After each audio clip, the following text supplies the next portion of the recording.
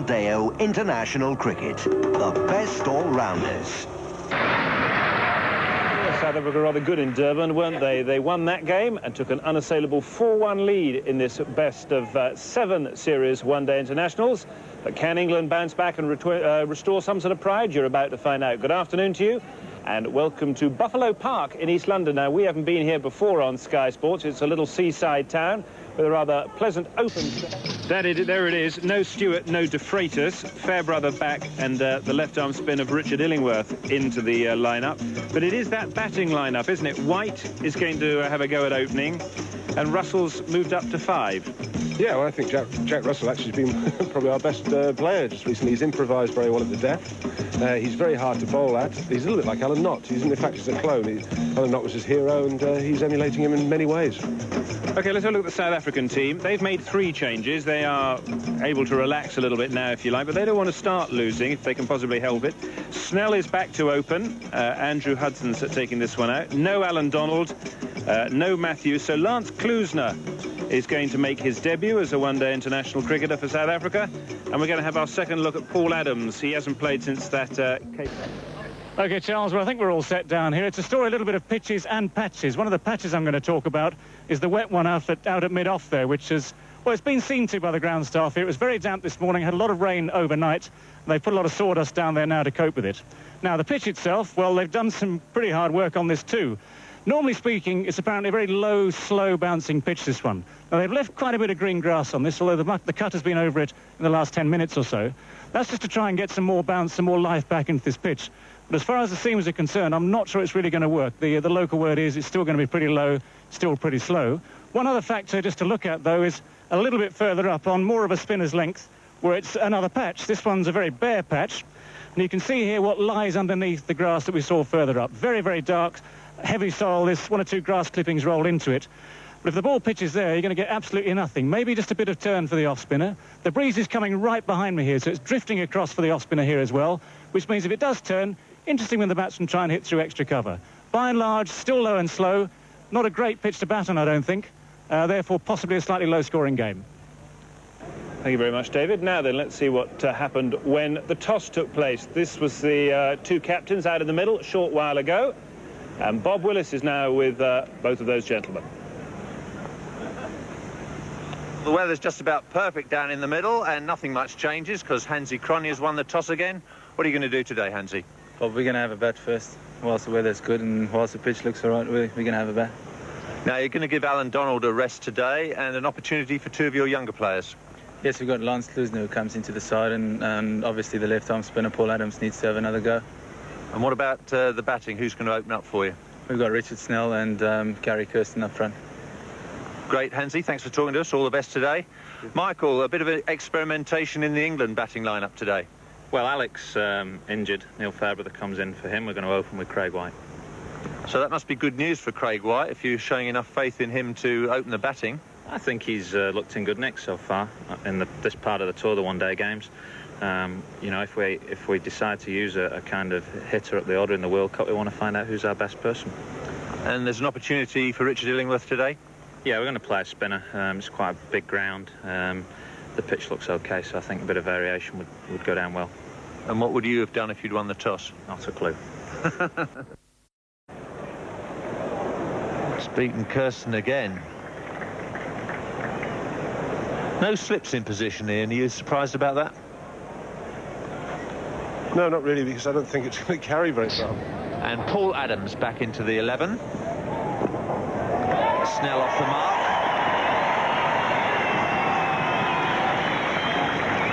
Cork at long leg.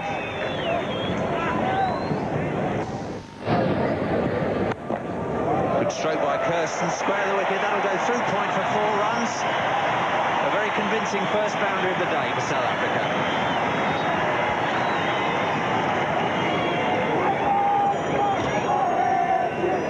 Kirsten doesn't miss very much outside that off stump when it's got a bit of width.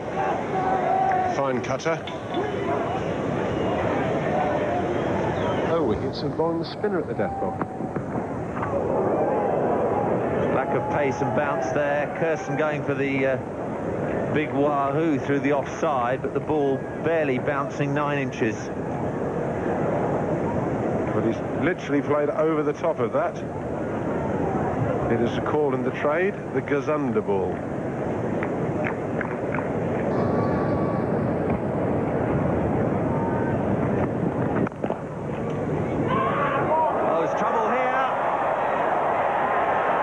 Complete pandemonium out in the middle. I think the fielder at the Buffalo Park drive end has kicked the stumps over and didn't have time to get down to Jack Russell. The stumps broken by the fielder's feet, so the batsman had all the time in the world to get back. England changed their mind and then went for the other end. Just have a look at this.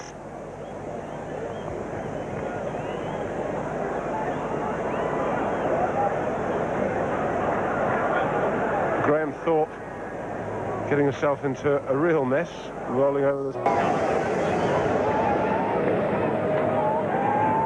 And Graham Thorpe trips over the stumps, Dominic Cork trips over him, and then in the end it goes to the other end, and South Africa really should have been 1 wicket down. Instead, they're 11 for none. A real comedy of errors out in the middle.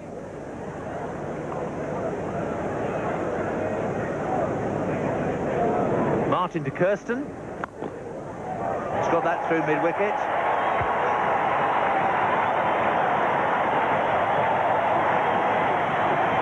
Craig White can't cut that off at the extra cover boundary. Another boundary for Gary Kirsten. Kirsten on to 11. Richard Snell has 3. South Africa 15 without loss. Peter Martin getting a little bit more bounce. Kirsten hitting To the organising committee in India by close of play on Monday. That's straight to mid-on and well taken.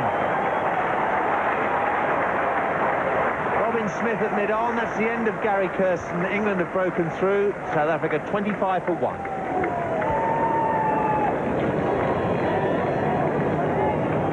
Success for Dominic Cork, and he deserves it. He's kept things very tight. He's only conceded 7 runs, and now he's picked up the wicket of Kirsten. switching to round the wicket. Not to give Gary Kirsten much room outside the off stump, and he attempts to go over mid-on, and Robin Smith judging that very well. And 25 for 1 now, South Africa.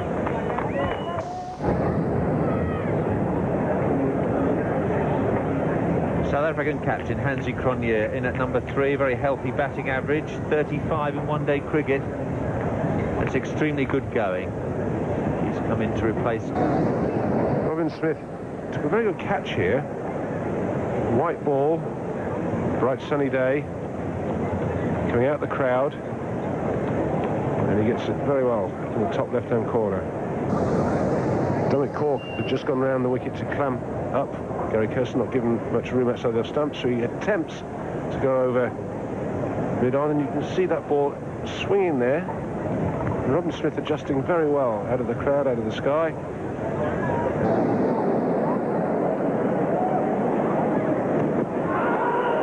Inside edge. So literally ignoring the appeal, quite rightly.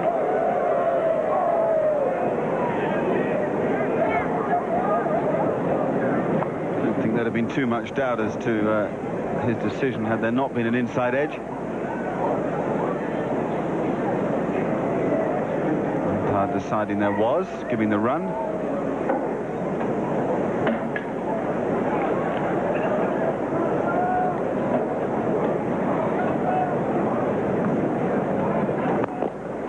Oh, he's taken a good catch, very good catch.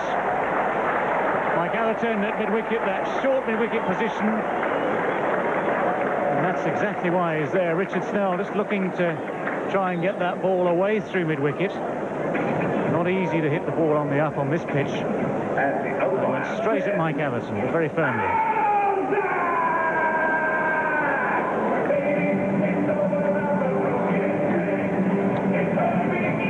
South Africa lose their second wicket on 29.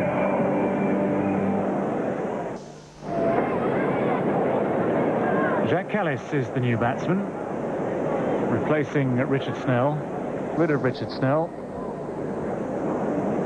Yes, they haven't bothered with the slip all of the time so far. They've had the short fielders on either side, both at short mid-wicket and short extra cover. Very, very difficult for the batsman to control that sort of stroke. I'll tell you one thing, that position there, it's 15 yards or so from the bat. It's pretty close if anyone strikes the ball hard. Oh, a bowls. That's got him. Yes, that's the perfect delivery. Slower ball, the Yorker. Jack Callis looked as though he never picked it up at all. A change of pace, completely deceiving the batsman. That's brilliant effort from Peter Martin. Absolutely brilliant effort. And the great smile on his face, and all of his teammates show you he's thought that out very closely. Watch Callis and just have a look at that. He's completely bemused by Martin's lack of pace there. He's almost given it air. Caught in no man's land. Well done, Peter Martin. South Africa 29 for 3.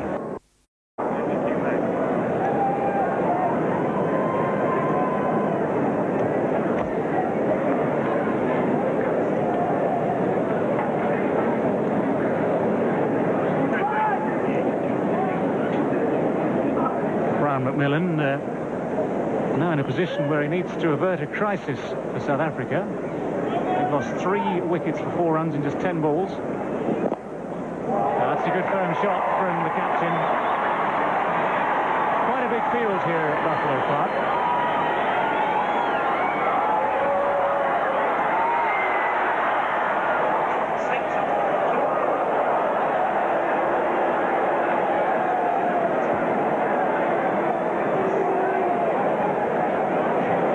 Beautifully timed by Hansie Cronje, just leaning on that, and he ran very quickly, and Reg Illingworth had no chance of stopping him get 3 when really there was only the possibility of 2, and that was good thinking to get the ball to the other end.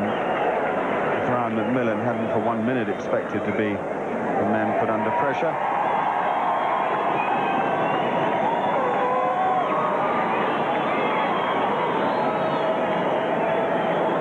And safely in.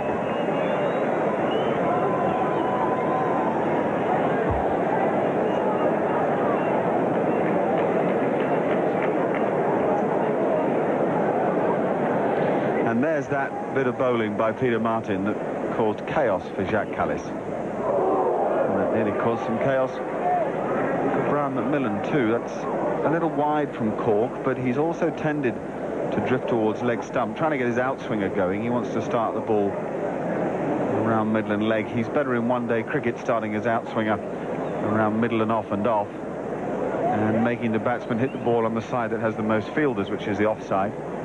5 fielders there. Cork caused some damage in Durban. 6 overs, 2 for 8 in his first spell.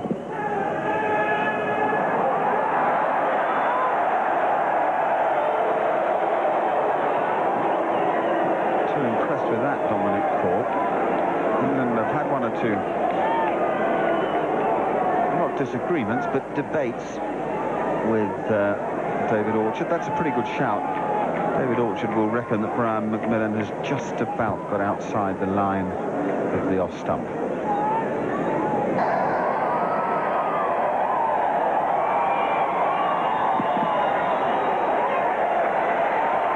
Runs away very fast down here, and Peter Martin does brilliantly, quite brilliantly. Terrific effort from the big English fast bowler. That's the sort of commitment and win matches. So many of these games go to 1 or 2 runs. Peter Martin can be proud of that.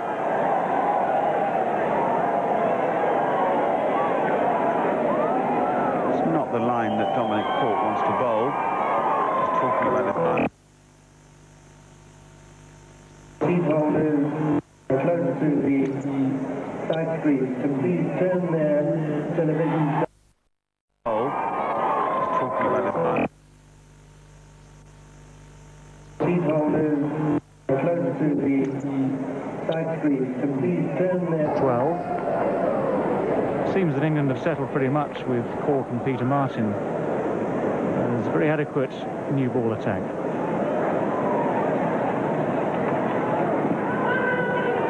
Well, a good start, it seems. Dave Orchard isn't going to respond, at least not by raising his finger.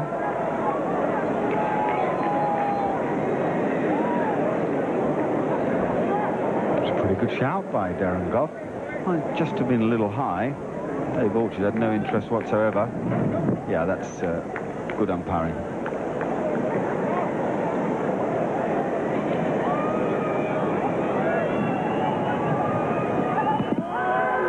Worth another shout.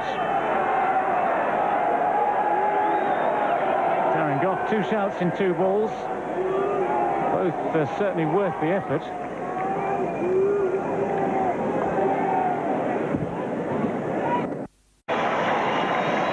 And even the dog, Jack Russell, couldn't get to that. Very well bowled by Peter Martin.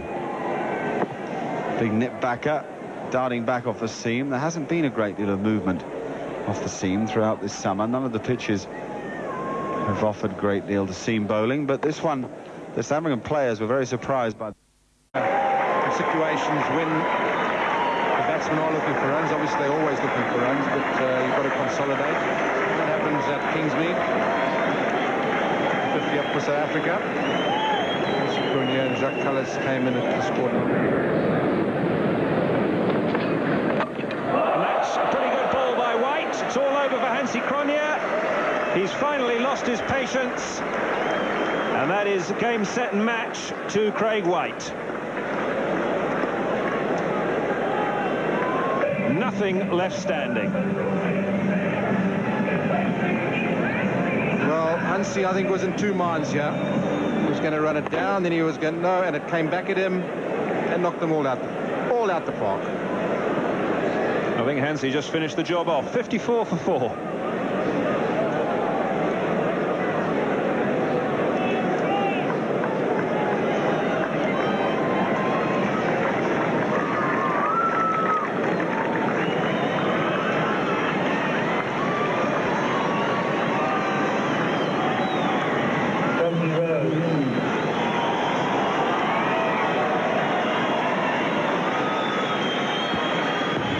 The end of Hansie Cronje, 2 stumps out of the ground, and Jonty Rhodes is the new batsman with South Africa 54 for 4 in the 20th, and that was a sweet moment for Craig White. One more look at the dismissal of Hansie Cronje on the super slow-mo. Inside edge, middle and leg goes, off stump is left standing. And then Hansie, I think, just felt that he looked much neater with them all out the ground, so he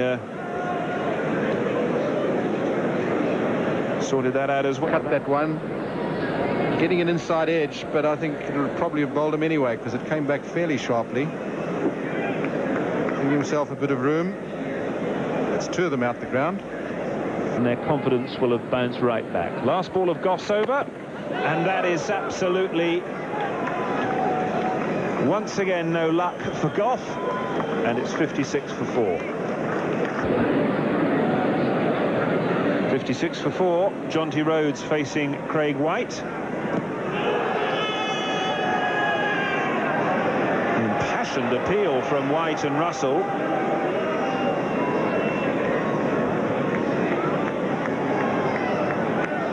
Pretty straight, dragging back at Jonty, but that was a bit high. May have just missed the leg stump as well, but good shout.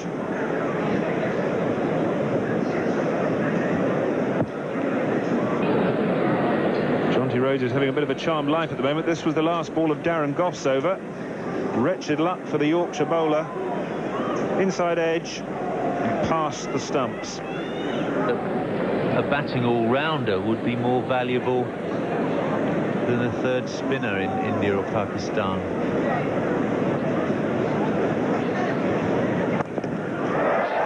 Good stroke.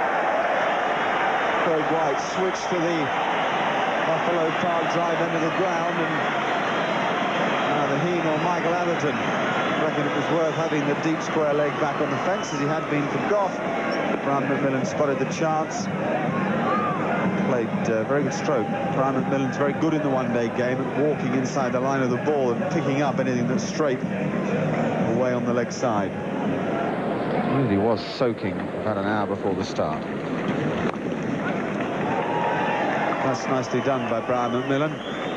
5 of that over, and South Africa are 63 for 4. He's bowling Brian McMillan, who's attempting to play the fulcrum innings for South Africa, but he's finding it as heavy going as everybody else is.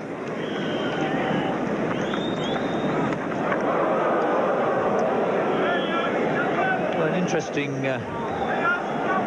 shot from Brian McMillan, and I'm just wondering whether this should have been a wide all the same.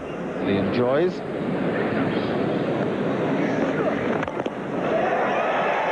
Fantastic shot. McMillan just thumping into it. It's actually pitched in one of the damp bits. There was a flurry of chalk from the painting of the sponsor's name that took the pace out of the ball. The edge like that, that's racing away, and nothing that Robin Smith can do about it. Clever batting from Brian McMillan, prepared to try anything to upset the bowler.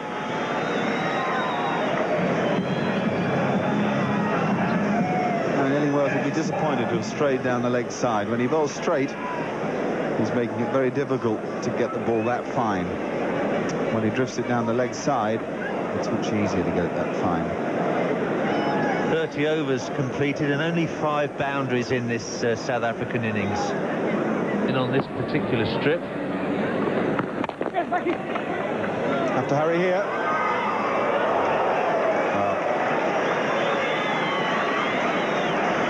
if you want someone to hurry, Jonty Rhodes is your man. And he's on the back foot. That's the amazing thing. I mean, he really should have to struggle there. Would have been tight, and he might have just made it. The most disciplined fashion we've seen so far in the series. And exactly as I say that, Jonty Rhodes punches the offside field as Dominic Cole drops a bit short. So that seems to me as if I should clear out of the way. To bat on.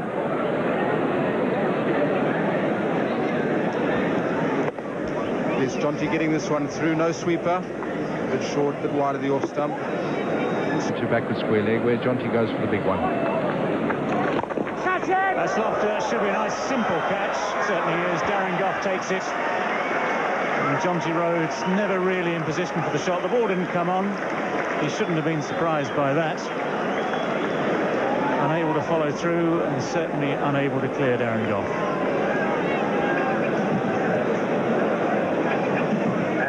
Jonty caught in two minds, really. I think he thought he may sweep to start with, but it was a bit straighter than he anticipated. And in the end, playing a disappointing shot. South Africa 89 for 5.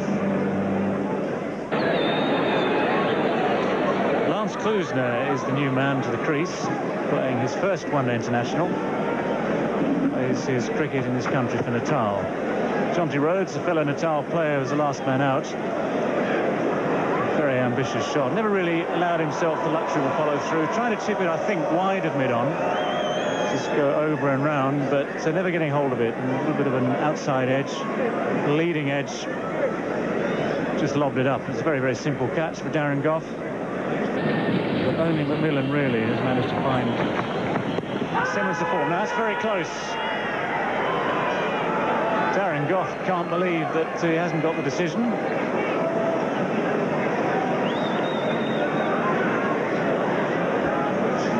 Yes, Darren Gough thought he had this one, and that looks very close. That straightened in onto the left-hander. It was a fair way forward. That certainly was a very good shot. I'm sure that it's only the forward movement that has put a little bit of doubt into Dave Orchard's mind. Well, that's close as well. This time he's got him. This time on the back foot, trapped right in front. And the ball hardly bouncing at all. So not a happy start to an international career for Lance Klusener. Gone without scoring.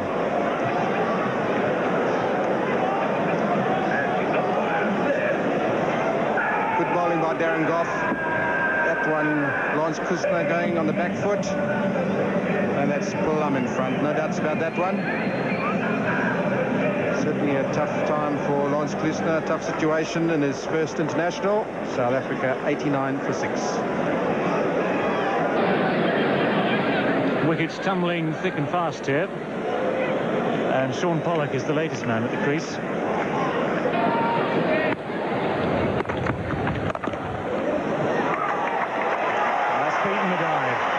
Pollock off the mark. Ball won't reach the boundary.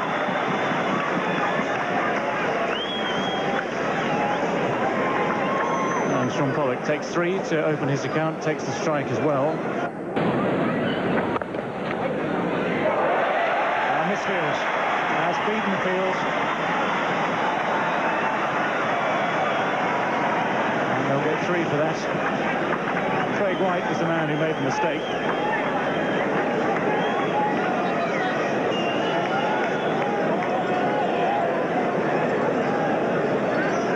And there's a man who's normally one of the better fielders. Very good, safe pair of hands.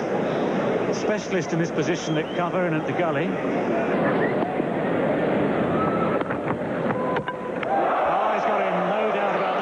Clean bowled.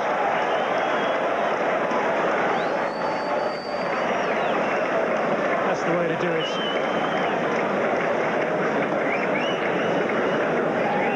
And Sean Pollock's experiments on this Buffalo Park pitch come to a very dramatic end. Good bowling by Darren Goff. He certainly has bowled well. He's got the ball to move in. He's got it to straighten up on the left, on the right-hander. And Sean Pollock not really using his feet there. So that ball pitching probably just about off stump and holding its own and knocking the off stump right out the ground.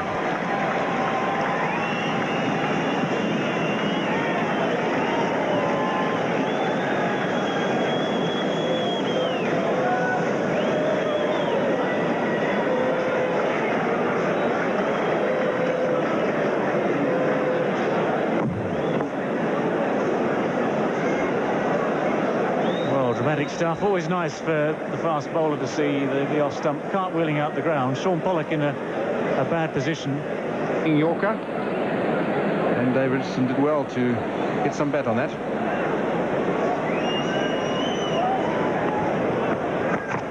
That's got to be very, very close. And he's got him. Dave Orchard putting up the finger after due consideration. That really kept low. Dave Richardson lasting just 2 balls. And Darren Goff picking up his 3rd wicket of the innings.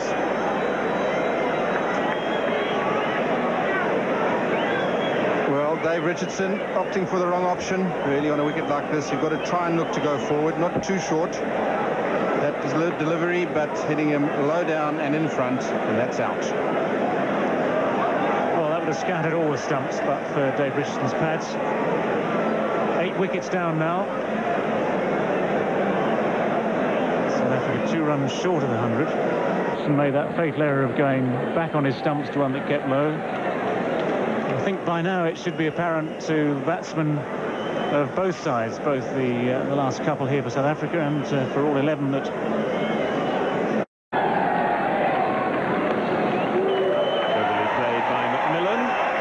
stop by Martin. It's only a half stop though. He can't finish the job off, and the 100 is up with a rare boundary. And that was cleverly played by Brian McMillan, who got well inside the line and flicked it away down a fine leg. Darren Goff just drifting down the leg side and Brian McMillan helping it on its way. A desperate dive from Peter Martin. First you think he stopped it, but the momentum of the ball just takes it over. Stepping inside. Big man gets down there. You think he stopped it. The ball just has enough momentum to just go over the line. He didn't get quite as much hand on it as I think he wanted. Now here comes Goff again, this time to Fani de Villiers, who's gone down the wicket and over the top. Rare aggression from South Africa.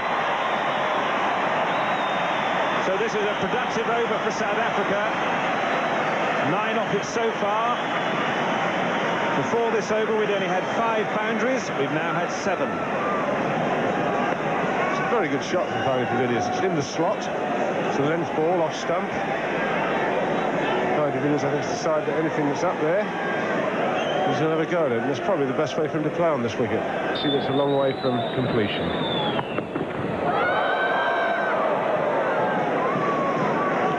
So Darren Goff finishes his spell.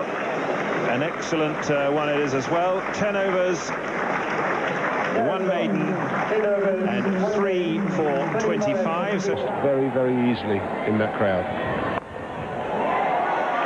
well, there's a typical example. Neither men at deep square legs saw anything of that, and de Villiers has got 4. Dominic Court went one way, Robin Smith went the other, and the ball went smack in between the two of them for 4. Well, de Villiers going for the sweep, hitting it pretty well. But Dominic Cork at backward square, he went to his right, the ball went to his left, and Robin Smith went to his left and it went to his right. Exactly what we were talking about. It really is very difficult at times for the boys.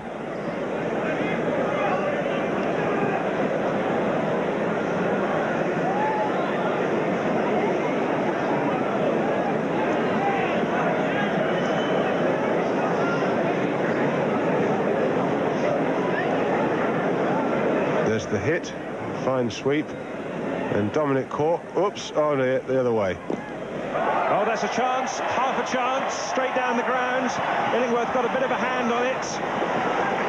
It's 2 more to de Villiers.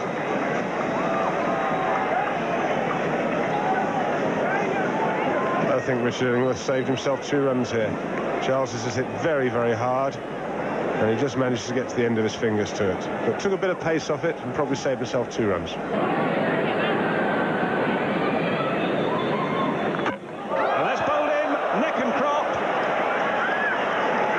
Done the business for England, and South Africa are 128 for 9. Craig White bowling in exactly the right place. Full Yorker length with a bit of in-duck. And de Villiers, I'm afraid, was not up to it. And that now takes South Africa to 128 for 9. Adams is the new batsman. The last time he batted for South Africa, it was in that historic last wicket partnership with with David Richardson rather, at Cape Town. Well, South Africa are in trouble again, and here is why Adams has come to the wicket. The perfect delivery from Craig White to get rid of Fani de Villiers. And can Adams now help Macmillan get this South African total up to something near respectability? 128 for 9 in only 41 overs. Terrific deliveries, and then the rib ball. This being a one-day game, he thinks he's got him LBW, but Cyril Mitchley isn't interested.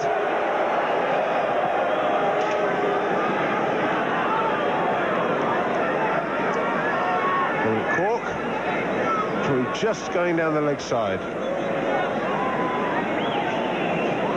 Certainly wasn't going over the top, but just drifting down. That's bowled in! And so this South African innings is all over. They've been bowled out for 129 in 41 overs and 4 balls. And it means that England's openers will have to hurry off now, because it's only 22 minutes past 5 local time, and that means that England will just have a 10-minute break in between, and then they will come out and bat until 6 o'clock. And I think it was the lack of bounce which undid Adams there. Adams, this actually comes off the bottom of his bat onto the base of the off stump, and you're quite right, Charles, it was a lack of bounce. So Adams has gone for a duck, and South Africa are all out for 129. And this is the story of the South African innings in this 6th one-day international. Hansie Cronje won the toss. He decided to bat first, and at the halfway stage, Ian, you'd have to say it's a decision which hasn't worked for him. That really should not be enough. The England bowling figures, England very happy with life at last on this tour. Cork 2 for 22, Martin 2 for 23, Darren Gough 3 for 25. I thought Craig White was greatly improved today, actually getting his in-swinger to go well, 2 for 18, and Illingworth 1 for 29. To stroke play. Pollock Pollock now to Atherton. And there are lots of different ways that you can go about chasing what is a relatively small target in 50 overs, David.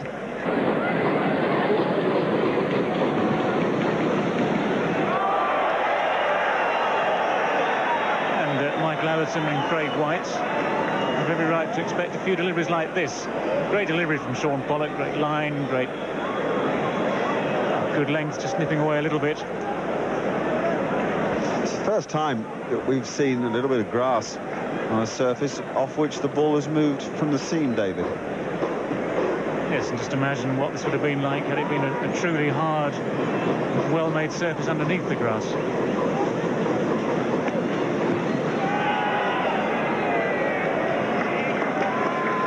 England off the mark.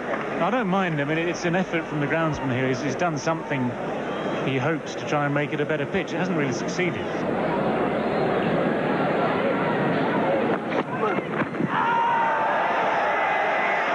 Good shout from Sean Pollock. Ball keeping a little bit low. Might have just drifted away down the leg side.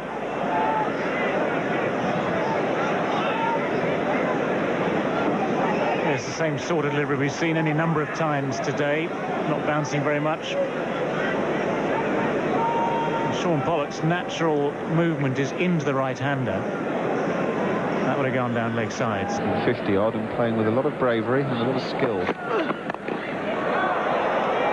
It's a super stroke. Made room, and he's going to get 4 for it. That really is a super stroke.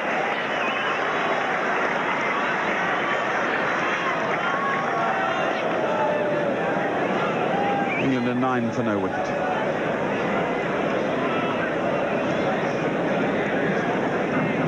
Good shot, as you say, Mark. He's watched the ball so well. That's what's allowed him to middle it.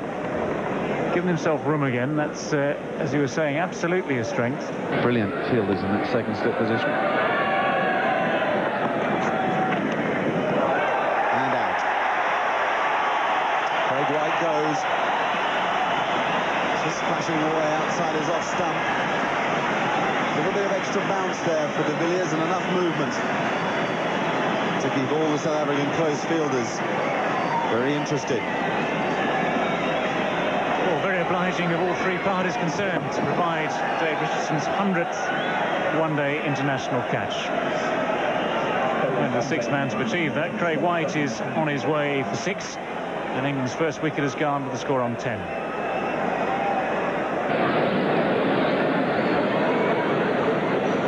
Robin Smith, the new batsman for England. Very good record one-day cricket. Anything averaging just either side of 40 is a very good performance. That 167, of course, was a memorable innings at Edgbaston against Australia when he came in when the ball was doing plenty and had to graft a little bit to start with and ended up by, as Alan Border said, just destroying the seamers. Now, he's at the crease because Charlie de Villiers has got one to leave Craig White. Craig White got his bat to leave his body. Yeah, it's typical one-day cricket, but the sort of cricket you get later in the innings normally. And David Richardson, the man who's just taken his 100th catch in limited overs cricket for South Africa. Come in and said I've no problem in giving an LBW, but my word, I was a long way forward. And gone. Smith's gone. Plays on. The ball coming back at Smith, and he got a little inside edge onto his pad, and the ball rolling back and disturbing the bails. And England are in some trouble here at 11 for 2 after 5 overs. Well, all the best laid plans, as they say, can go amiss. Smith just looks as though he's a fraction late on this. What you try and do as a batsman is leave the shot until the last moment if there is going to be movement. And he hadn't got as far forward as we were suggesting he might do. So the inside edge, just enough to deflect the ball off boot and onto the leg stump. There's a little bit of bad luck there for Robin Smith. It's quite a thick edge. It's almost it's extraordinary one. It's almost just turned the face on it, but it's come off the pad, off the boot, onto the stump, and the result is exactly the same as if he'd been clean bowled. 11 for 2.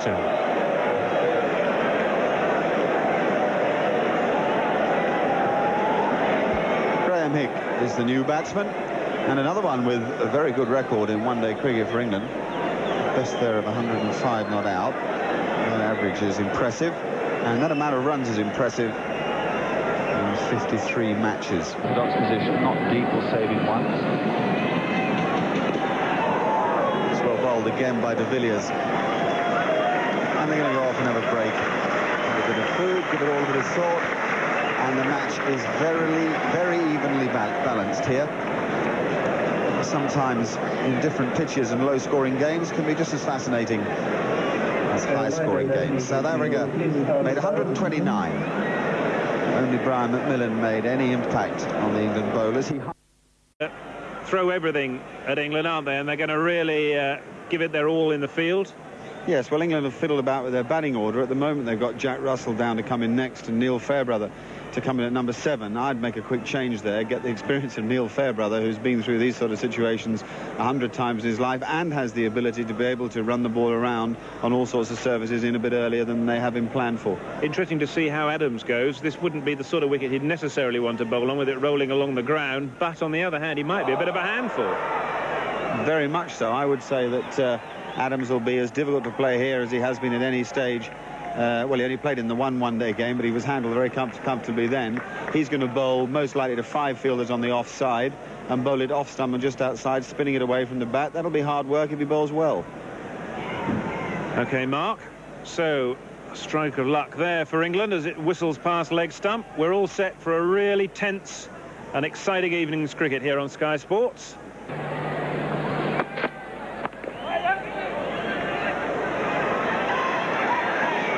Hicks back for 2. He'll have to get a move on, but for once the throw is wide. Yes, Bob, I think it's very important for the English players to get on that front foot. When we've seen them on the back foot, there's been a problem. The lateral movement. And there, Jonty Rhodes, bit of a wayward throw. But England not having things all their own way. They need 130 to win. Life is not easy for any batsman out there. Graham Hick obviously intent on remaining positive. But Sean Pollock is getting one to leave Graham Hick a little bit, and very close to that outside edge of his bat.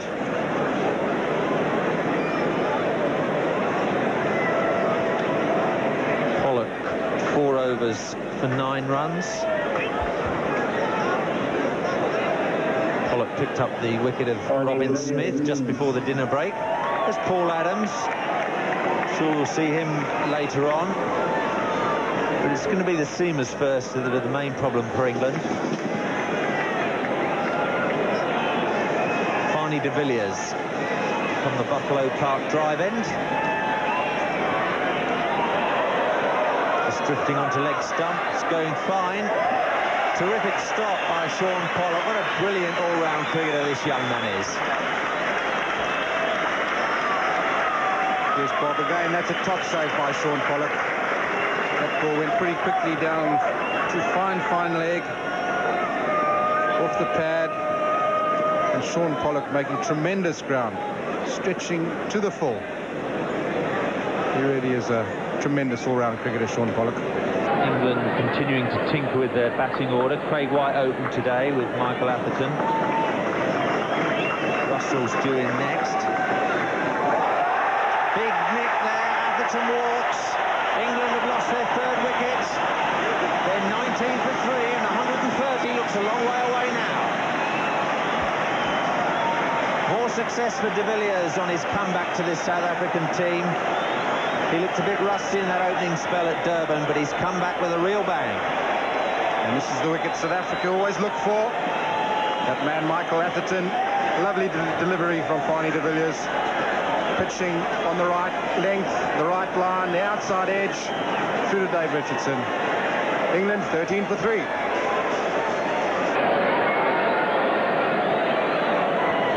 Jack Russell comes in at number 5. The order for England. England struggling here. They're 19 for 3.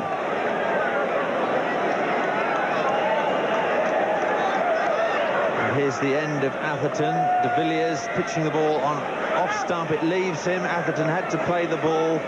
Quite superb delivery, and into the safe hands of Richardson. Yes, Fonny de Villiers is on song. And you can see that there. Beautiful picture, just hitting the outside edge. Little deflection. Comfortable catch for Dave Richardson.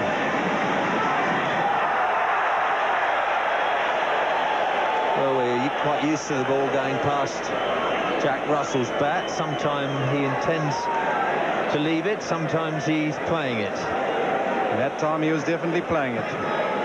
The famous Jack Russell leave wasn't evident there. The bad balls. Orchard's thinking about that. But Hick gets the benefit of the doubt this time. You can't say that he's had the benefit of the doubt on all occasions during this tour. This time he survives. Fonny de Villiers, who again bowls a little bit like Alan Donald, wide of the stumps. Graham Hick fairly far forward. The surface of this pitch.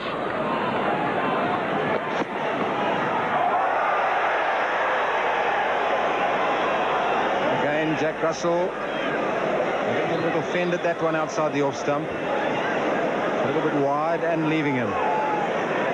Good line by Sean Pollock, but that definitely did seem away from him. Good delivery. Very similar to bowling.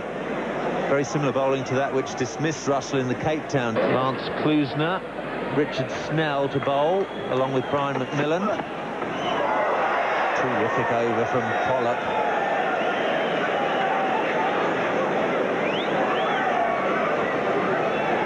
Sean Pollock again has bowled absolutely magnificently. Jack Russell had to play at that one. That pitched middle and leg and went sharply away from him. What a swing in the air. Again, fine delivery from Farney. That one leaving Jack Russell.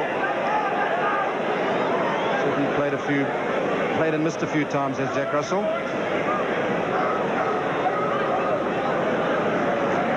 Really not too much fault of Jack Russell's. The ball has really moved around a lot.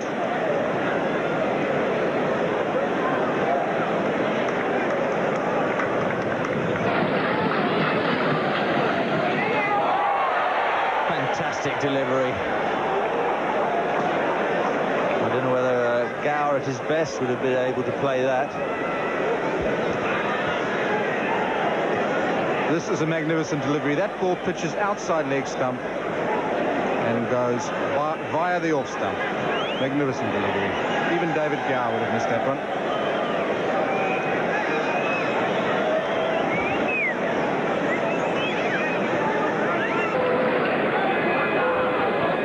Lance Klusner. It's a big night for him now because he made a duck when he batted. 6 wickets in a good performance against Northern Transvaal. That's a great shot from Hick.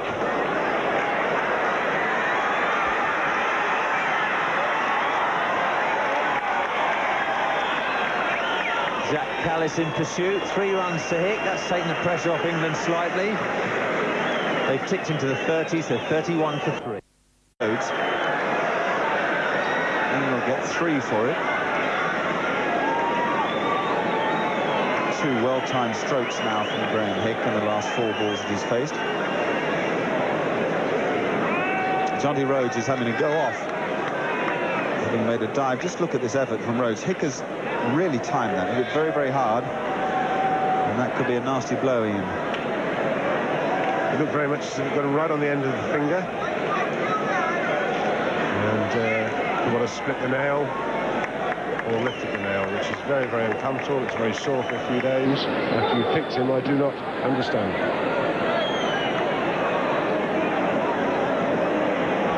Maybe it's to justify certain people's jobs at certain clubs, I don't know. Well, we have some more thoughts from Ian Botham on coaching a little later perhaps, but England is 34 for 3. 15 overs gone now, so the official fielding restrictions can be lifted. That's a good shot by Hick, beautifully timed. Pollock and Kirsten after it, and well run by Jack Russell. And the first one very quickly, which gave him the time. promptly found out he didn't even have a driving license. Limited effect of the Mexican wave. Plenty of cans and bits of rubbish being thrown around, which doesn't please the spectators that have come to watch the cricket rather than make a nuisance of themselves. It's a lovely way to spend the evenings, to sit there and get a can around the back of the ear. I don't really understand the logic of it. So Richard Snell to continue to Graham Hick. Just a little bit of a delay you will have noticed there. That's because the public address system has stated pretty clearly that there have been 3 injuries due to flying bottles and cans, and they really would like the public to just control their exuberance a little. We're here at a match, not a brawl. Graham Hick on the end of the finger, didn't think much of it. In the way as Brian McMillan has just dived and caused real trouble. That's fantastic fielding again from South Africa. Jack Russell rightly in the end sending Graham Hick back. Hick, I think, assuming that the ball had either in part or completely gone past Brian McMillan. But the big man was in good order here. It's very powerfully off the back foot. Brian McMillan flying to his left. Gets up and direct hit, and Graham Hick was out by a foot or two. Magnificent piece of film. They have a very good fielding side, South Africa. What do you think of a better fielding side that you've ever seen? You could say that the West Indies, perhaps in the early 80s, Clive Lloyd and Viv Richards, Malcolm Marshall, Desmond Haynes, they were a pretty useful side.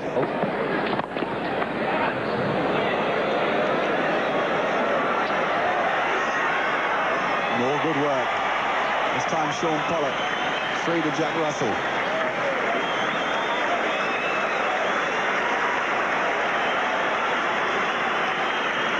And we've a good contest on our hands.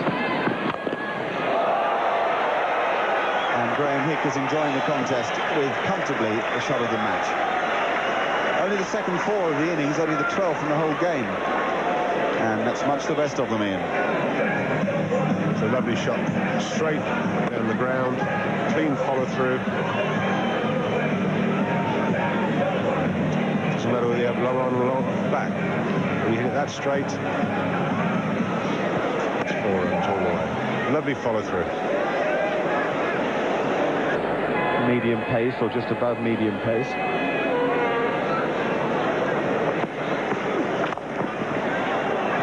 Good shot that is from Graham Hick. Brings the 50 up for England. 50 for 3 they are.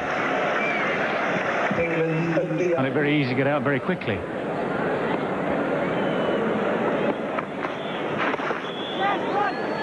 It's going to be a single there. Adams will do the fielding, and we haven't seen Adams had a bowl yet today. In fact, it's called a wide by umpire Orchard.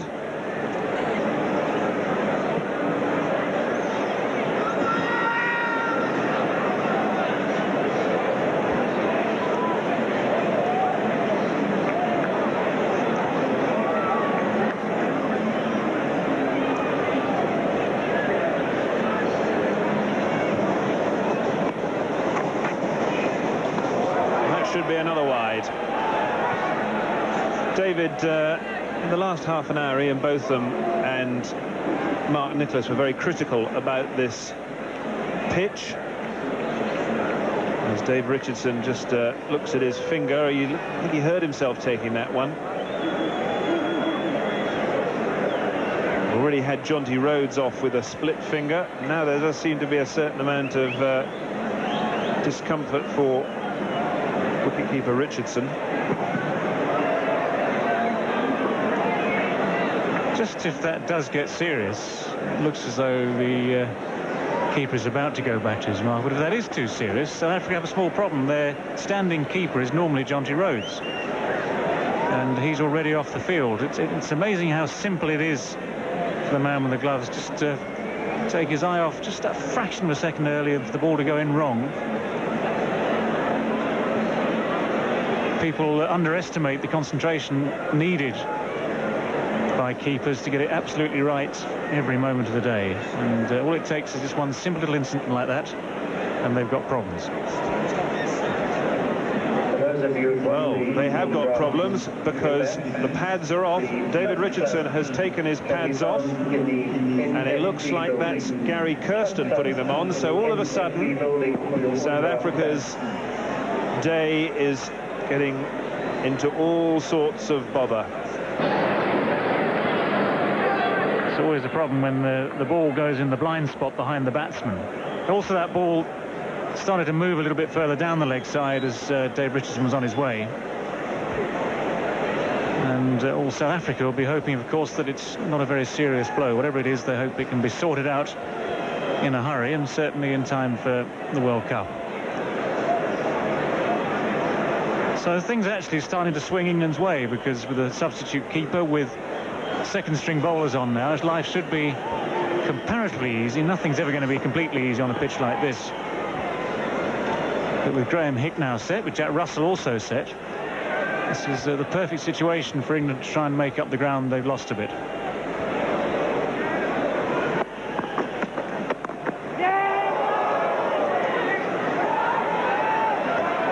Great diving effort.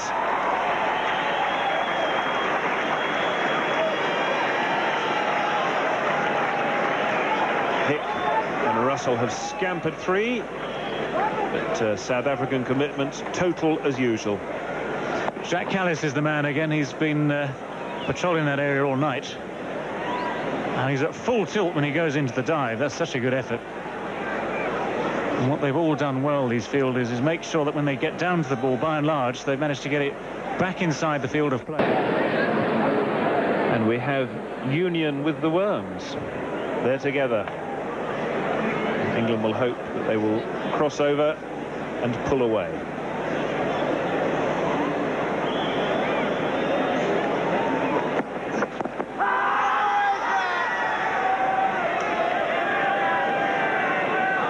A word from the South African dressing room. Jonty Rhodes is currently sporting 4 stitches in his ring finger from where after he split it, stopping a Hick drive off the back foot.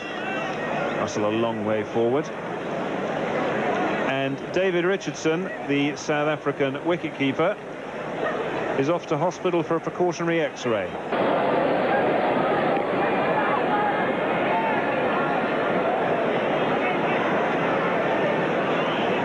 2 off the over. We're halfway through this England innings now, and they're 64 for 3.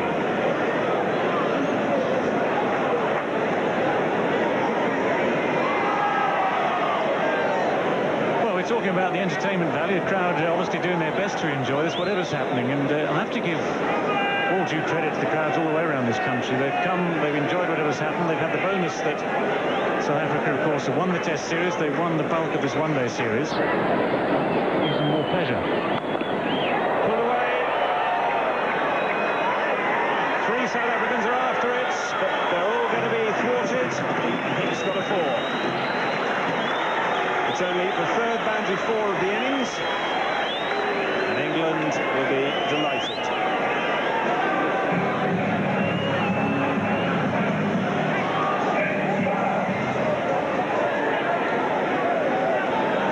Yes, with Callis' pace, if he does drop short, Graham Hick has just enough time to get underneath it, get it away over that infield.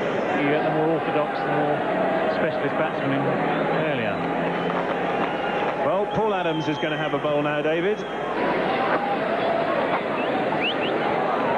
second time that Russell has tried to get that sweep out, and it's worked for him this time. South Africa, when they batted against Richard Illingworth, got the sweep out quite a lot of the time. And that's the 50 partnership.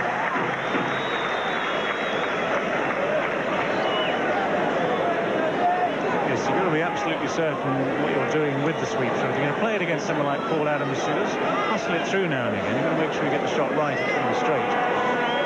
The reason the sweep shot coming in so much today is simply that the batsmen, I don't think, have any confidence driving in orthodox fashion because of that bounce. He took him for 18 in 2 overs. He'll be itching to do the same. He's got that away very fine. It's going to go quickly, and it's going to go away for 4. And so that's England into the 70s.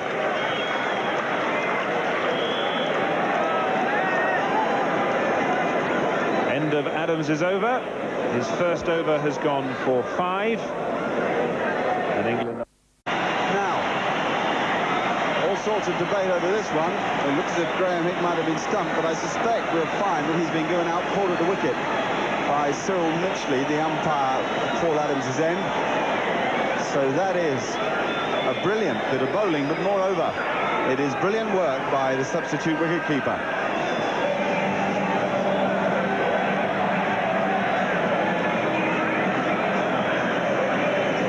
Simon and Gary Kirsty's face there. 75 for 4 now, England. So Graham Thorpe takes his guard. He's the leading run scorer from both sides in this series, averaging just over 70. It's a very, very good performance. And he's here because of a confusing dismissal and a good bit of bowling from young Paul Adams. It's a very big wicket for South Africa. Graham Hick had played superbly. Keeper certainly thought he got a nick on it. Interesting to have another look at that, Mark. It's so difficult for us to tell. I think Graham Hick didn't for a minute think he'd hit it. Oh, bowled him. And Graham Thorpe in another, well, sort of bizarre dismissal. And this game has changed. England is 76 for 5 as Paul Adams has taken 2 wickets in 3 deliveries. And if there was any doubt as to whether Paul Adams was going to make the 14 for South Africa to go to India for the World Cup, my goodness me, he's putting it to rest. What a sensational comeback by young Paul Adams. Graham Thorpe trying to get his pad in the way, missing the front pad. England 76 for 5.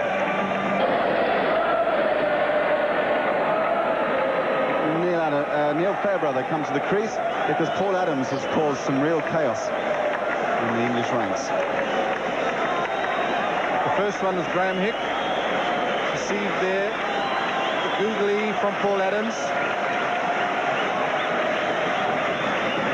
We are not quite sure whether he edged it there, but there's certainly no doubt about this one. Graham Thorpe looking to get his left pad in the way of the ball missing the left pad between his legs, hitting the off stump. There's no doubt about that. That isn't so far away either. Now South Africa have cleverly applied a bit of pressure. Nancy Cronier is coming to silly point on the offside. Some tremendous seaman pace bowlers.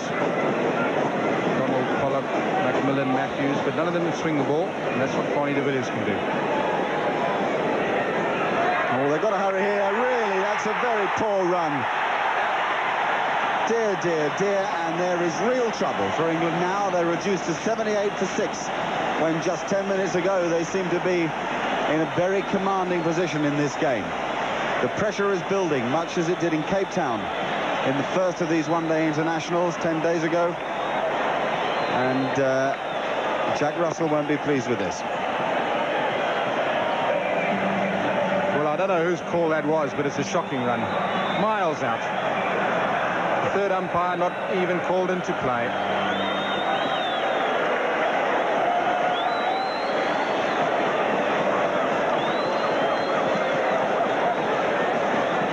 Well, it's very quiet. Jack Russell going up those stairs, and a pretty nervous Dominic Cork coming to the crease.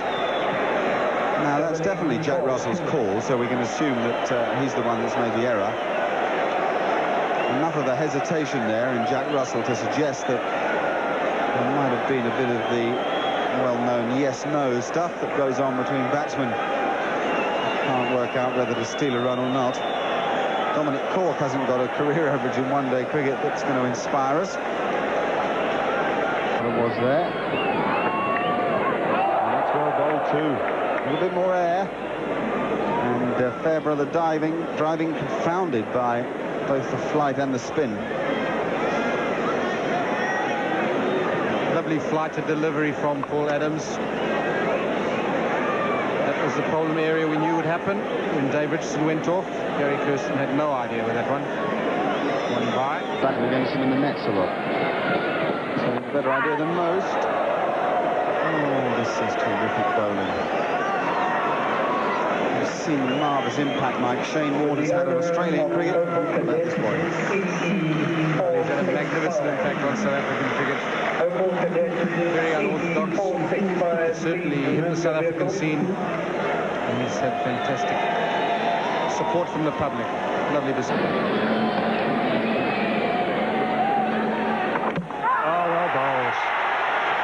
Super bowling from Paul Adams.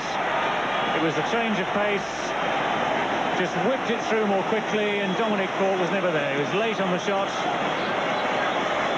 Ball was dead straight. That's great bowling.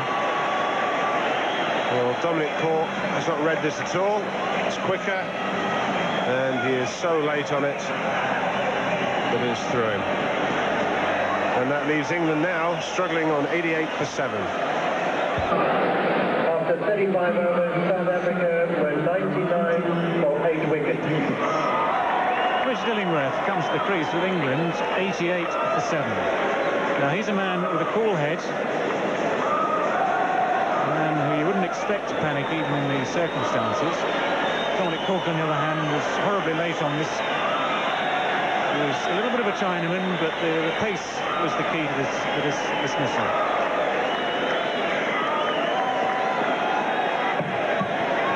The pace deceives him. Accelerates off the wicket, and it is through him. And Dominic Cork just hasn't picked it. But you do sense there's a little bit of panic creeps in with the England late middle order in these. Now, we've had some news of South Africa's main wicketkeeper, Gary Kirsten, doing the job of stand-in. David Richardson has indeed fractured a finger. That was the fear. He's fractured the index finger. It was decided before play started. That's got away fine. That's handy runs for England. It's going to go all the way. Paul Adams this time trying that quicker ball again, but not directing it as well. It would have been a wide, I think, anyway. Neil Fairbrother getting enough bat on it, getting it fine. And there's nothing the fielders can do about that. In the Castle Cup, Adrian Caper is captain of Boland. And again, the run-out might be on. Good work, and this out. Gary Kirsten immaculate behind the stumps. It was a good throw again. And a repeat situation of the Russell run-out. It's crass running by England.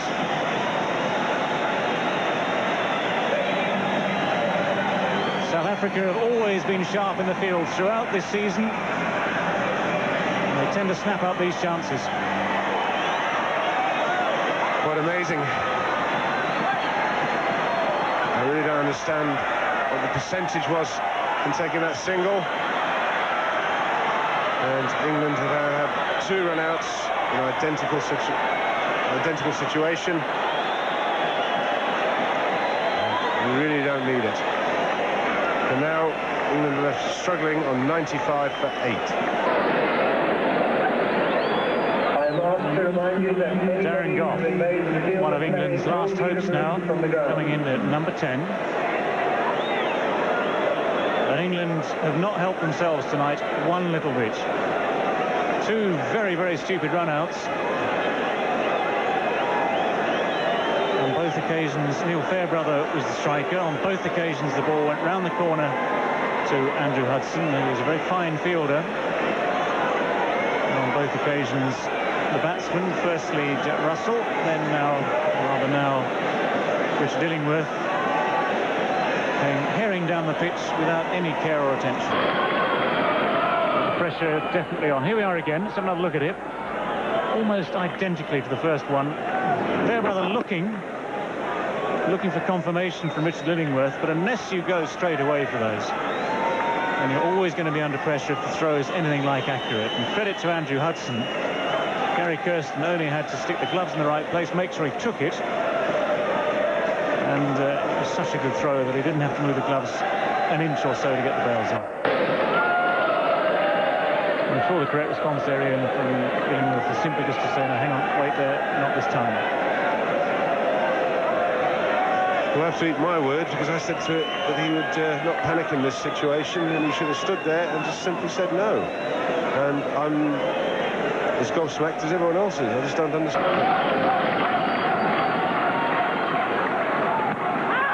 Big shouts. Both Richard Snell and Gary Kirsten have still stood there appealing. That's one trick Gary Kirsten didn't need to learn. Darren Goff just getting outside the line there. It's a good delivery, and it's a perfectly legitimate shout, but the right decision has been made.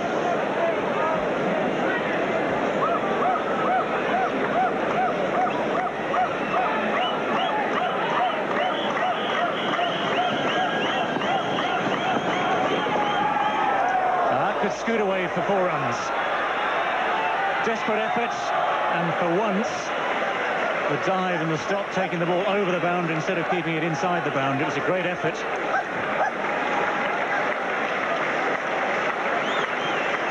And the 4 runs, it's been signalled as runs to Darren Goff, brings up the 100 for England. They're exactly 100 for 8.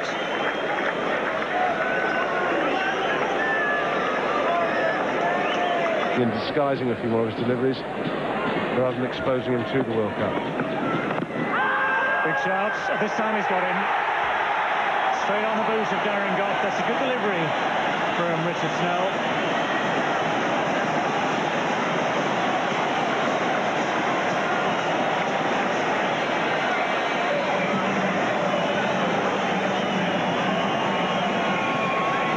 Snell getting that to move in. Very, very straight.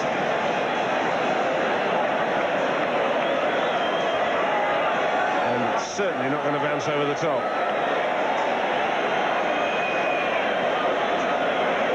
Well, Darren Goff, quite a good stride forward.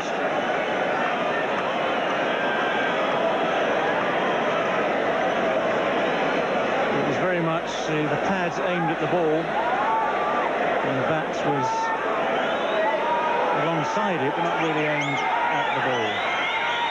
Now, Neil Fairbrother with his Lancashire colleague Peter Martin. This is literally the last chance for LBW is, David, that he was a long way down the wicket, and yeah, it's pretty straight, but you probably feel that he maybe had 2 or 3 as good as that.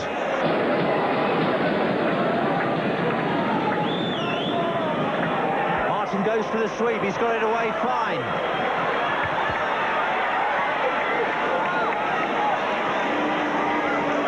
Sean Pollock does the fielding, and umpire Mitchley signalling wides. So not only 2 runs for England, but an extra ball.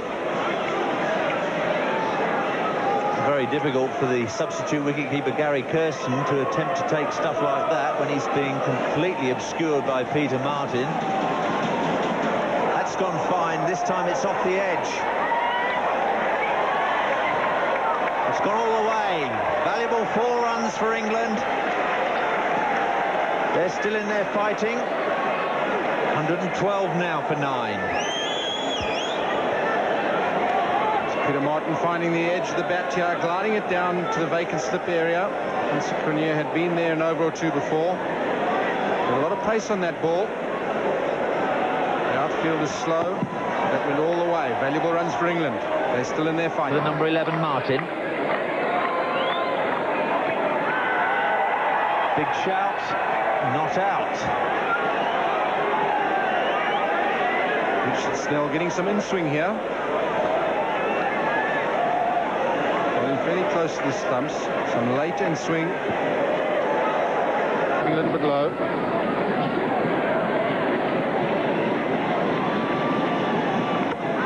He's bowled in. South Africa have won again. Fantastic victory. They've beaten England by 14 runs, and they now go 5-1 up in this 7-match series. They've come back from the dead today. Home side were bowled out for 129. England required just 130 for victory, but even that proved too much for them. Fairbrother, the last man to go, bowled by Richard Snell, and South Africa have won by 14 runs. Well, this is good bowling by Richard Snell, getting the ball to drift into Neil Fairbrother. And certainly that's an amazing victory for South Africa. 129 all out. At that stage they were dead. With a tremendous performance in the field and by the bowlers.